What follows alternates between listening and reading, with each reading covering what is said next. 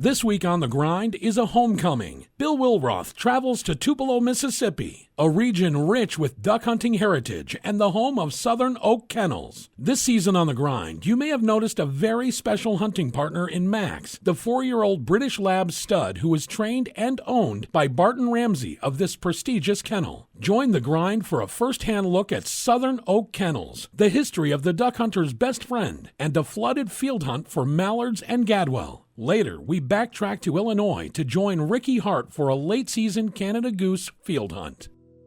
It's a lifestyle for the rough and rugged kind. The tougher the game, the longer the pain, the better the ride. We do what we can to stay ahead, 'cause the modern world wants us left for dead. You better believe as long as we breathe, the sun's gonna rise. We dig real deep, try a little harder, buckle down tight, go a little farther so we can look back and be proud of what we've done. Sometimes we gotta work under the gun, don't sweat the battle, make sure the war's won. Keep on keeping on, 'cause the bottom line, it's a labor of love we call the grind. The Grind is brought to you by Canadian Waterfowl Supplies, decoys and gear for marsh and field. Lucky Duck Premium Decoys, Masters of Deception, Dakota Decoy, Premium Gunning Decoys for demanding hunters, Wild Ear, Custom Fit Hearing Enhancement and Protection, Rio, the official ammunition of The Grind Waterfowl TV, Pro Drive, Shallow Water Outboards, Authentic Wyoming High Mountain Seasonings, Sitka, specialized outdoor wear and equipment, Delta Waterfowl, the Duck Hunters Organization, and these fine sponsors. Our favorite British immigrant, the modern Labrador Retriever, originated from England around 1880. When you hear people talk about British versus American Labs, they're not talking about two distinct breeds. Through breeding, however, this popular hunting breed has developed various differences in characteristics. The British Labs are wider, with fuller chests, thick necks, clearly defined forehead stops, and shorter legs. The American Labs are slimmer, with a narrower head, longer muzzle, longer legs, and athletically agile build. The British Lab usually has a denser coat. Breeders and breed clubs consensus describe British Labs as calmer, quieter, and softer, as opposed to the American Labs generally being more active with higher energy and greater drive. A Labrador in Great Britain must fundamentally be quiet and still, alert but not nervous. Southern Oak is a family-owned gun dog kennel that specializes in importing, breeding, and training top-quality British and Irish labs. Whether you want a puppy, a starter lab, or a completely finished lab, Southern Oak offers some of the finest working labs in the nation. The tremendous amount of time spent with each and every dog is very apparent with the steadiness and polite nature of the dogs. I'd like to introduce you to Barton Ramsey, Southern Oaks Kennel. Yeah, thanks for coming You down. bet. Thanks for having us on the show and taking our dog out and getting him a couple more birds than he probably would have got here in the south this year with all the hot weather. So, Barton, your specialty is British Labs. What are the main differences between the British Labs and American Labs? I think oftentimes the differences are overstated. There are English dogs that would be like a showbred dog, big stocky dog, short leg, not bred for field work at all. They're very different. That's not what we do. We do British field bred dogs. So our dogs are competing in field trials, competing in working tests, picking up game birds in the UK. And that's the lineage that American field trial dogs have come from. The difference is the way that we evaluate good dogs. So when you say that's a well-bred dog, what you mean is that that dog has a lineage of achievement in each generation. So field trials in the UK are a little bit different than field trials in America. They require the dog to be very calm and steady, sometimes for 3 or 4 hours on the line. The dog will have to sit and watch 11 other dogs at least make retrieves throughout the day. And if the dog takes a step, or makes a noise, breaks at all, gets unruly, you're out.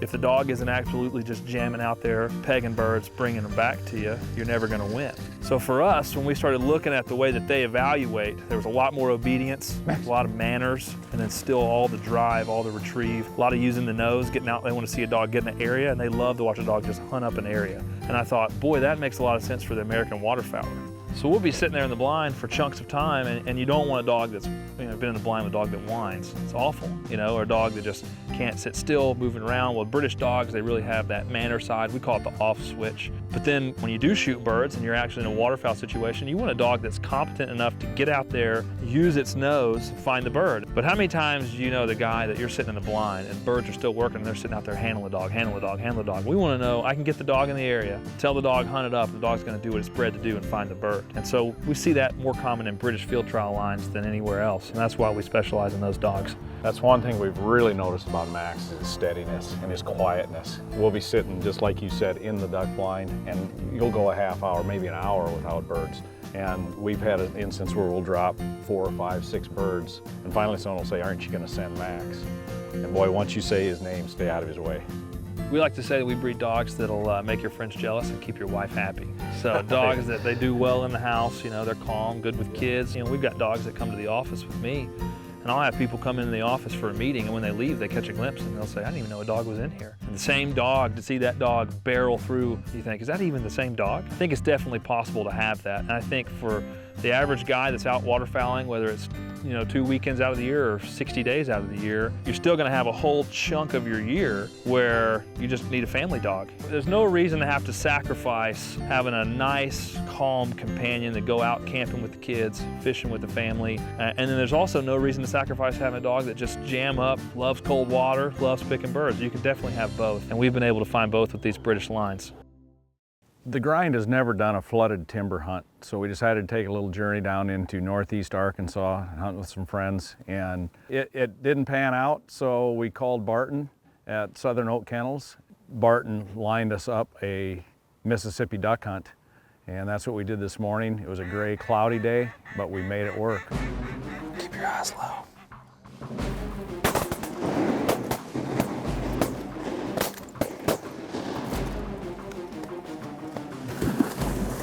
We rang that out. I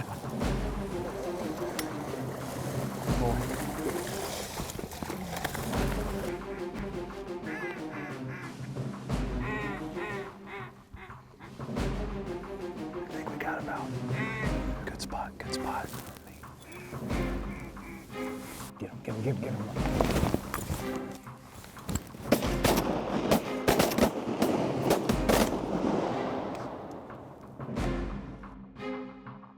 I like crossing dogs. I love it.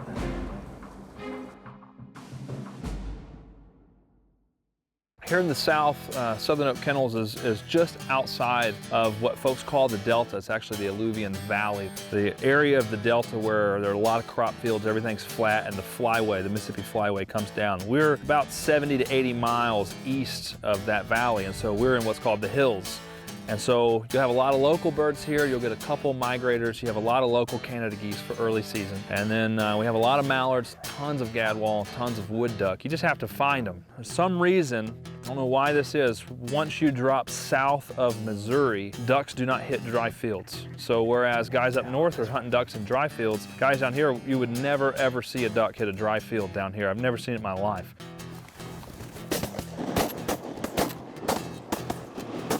And so we flood the fields. We put, anywhere from 3 to 18 inches of water in these fields. Some guys have water management. Some guys just really hope and pray that the rain will take care of it for them. And then we hunt those flooded fields. We'll either hunt them on the side of the field in a tree line, or we'll build a blind, or we'll put a pit blind in the field in order to harvest ducks out of there. We do have some diver ducks. They're usually sitting on larger ponds. Last weekend, some buddies and I, we killed a few redheads. We have a lot of ringnecks, mergansers, those type of things that we can kill as well in order to help make up our limit.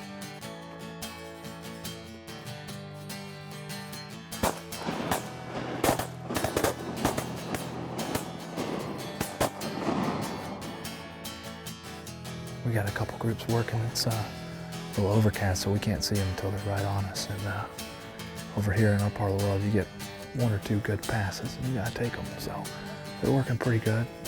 We've had them coming in right over the decoys, a big group a while ago. So.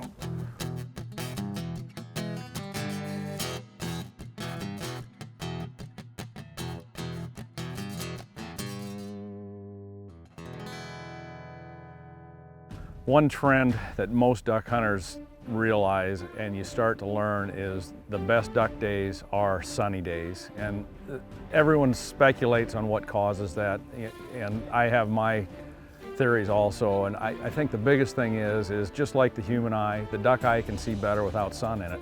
When you're up in the air in a plane, you look down with the sun out, everything's glaring, everything's shining. You have shadows, which in duck hunting is crucial because you can hide yourself in a shadow. If you're in a shadow on a sunny day, the duck's not going to see you for the most part if you aren't moving. Cloudy day, they are checking everything out.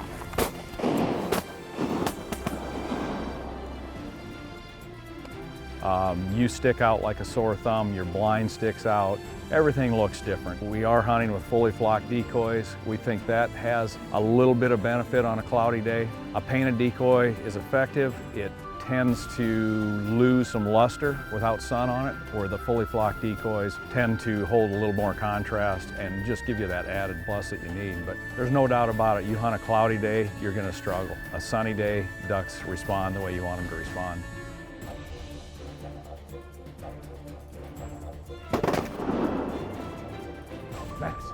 We're shooting a mixture of mallards and gadwall today, and I tell you what, a gadwall gets kind of a bad rap. A lot of guys just call it a gray duck, but they're not as colorful as a drake mallard, but it's a gorgeous bird. The rust in their wings, I mean in their head, for what most people consider just a gray duck, they're a beautiful bird. You can't duplicate what Mother Nature's created. When we first started out this morning, I just kind of sat back and watched and listened.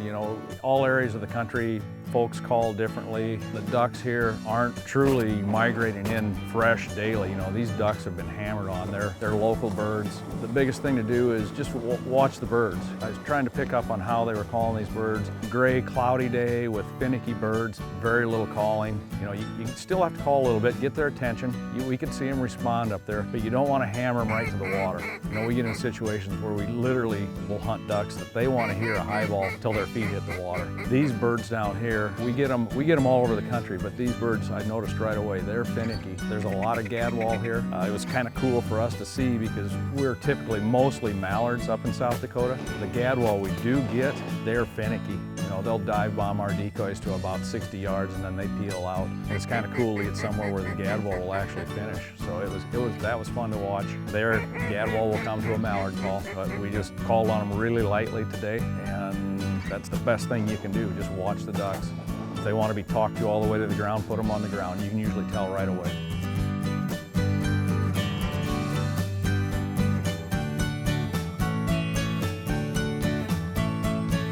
We get the chance to hunt a lot.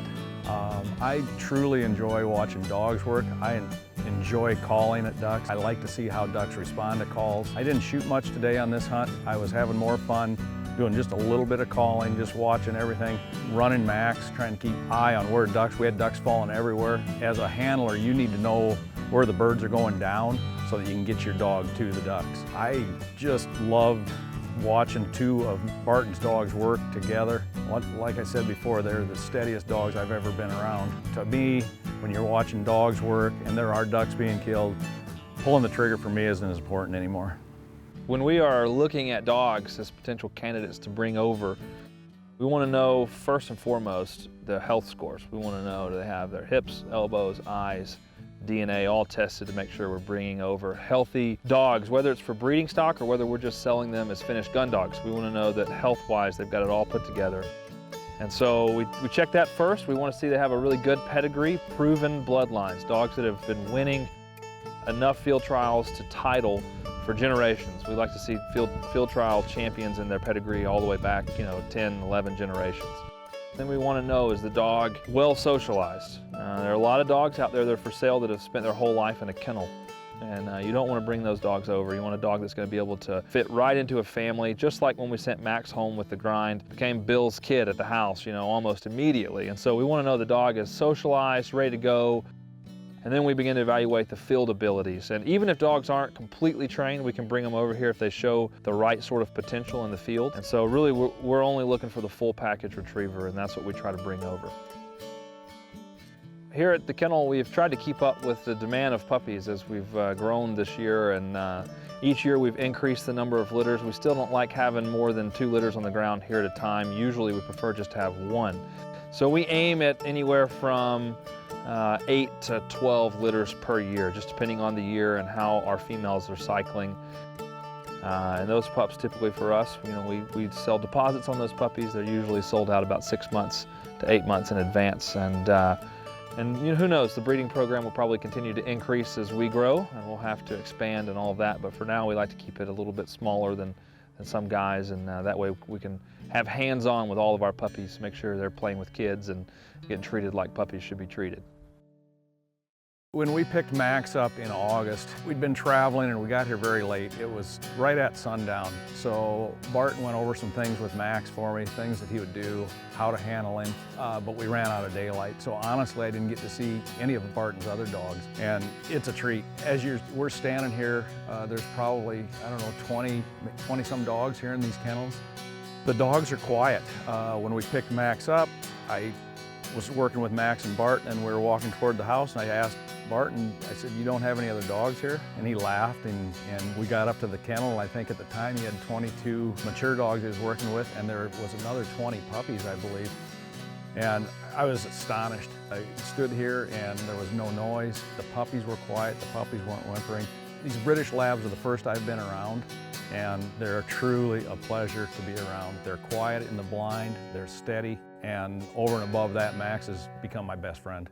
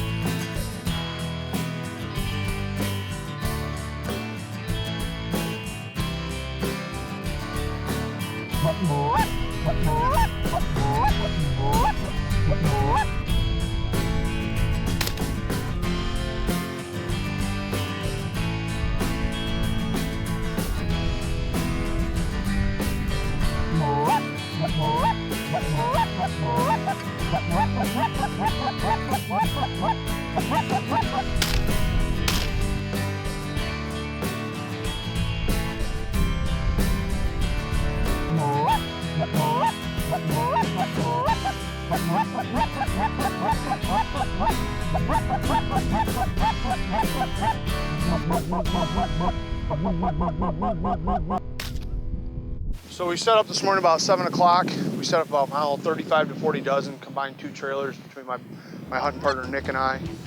We got about 30 dozen Dakotas, 35 dozen. Right now this feed's been really strong, probably one of the strongest feeds that I've seen in this area. There's probably been about 5,000 to 10,000 birds in here, and that could be probably a conservative estimate. Birds are sitting real tight. It's cold. It was -2 this morning with probably about 10 to 15 below wind chill. It's supposed to warm up throughout the day, so I'd imagine as it starts to heat up, so will the action. So hopefully it'll get even better. But right now I think we got 3 dead on the ground. 1 guy's already shot out.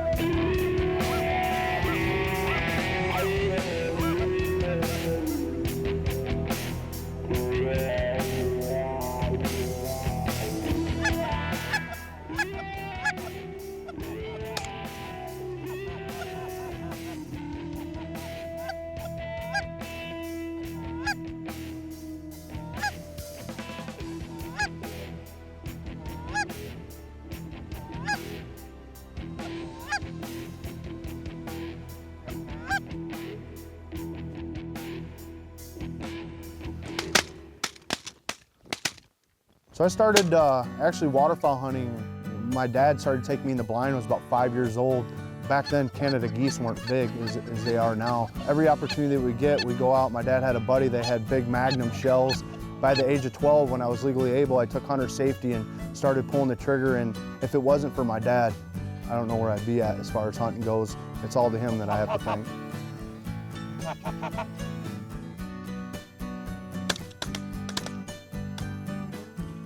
So in thinking about what I get to do, you know, the job that I have, it's certainly a blessing. Waterfowl hunting to me is not just now a passion, it's also my job. It's what I do to provide for my family. So, you know, in doing this and looking at these products that we come out with, I have the ability to go out and test a product. So while I'm able to enjoy my passion, it's also my job, and I wouldn't have it any other way.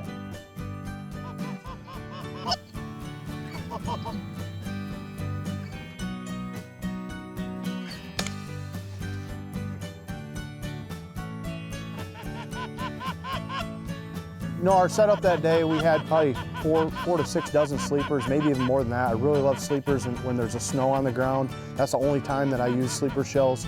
But also, one thing that you may or may not see is we also had a goose flapper off the side of the spread, probably about 15 yards off the corner of the blind. And the reason why I like to use the goose flapper is that I actually leave it running while the birds are coming in, because it takes the attentions off the blinds. These layout blinds, the birds are starting to really profile them, get wise to them, especially later on in the year. That little bit of motion over there just helps, and it actually pushed them into the corner a little bit, so it gave us some great shooting opportunities. Visit our website, www.thegrindwaterfowl.com, where you will find past episodes as well as tips and tactics from the boys here at The Grind. Follow The Grind on Facebook, Twitter, Instagram, and YouTube.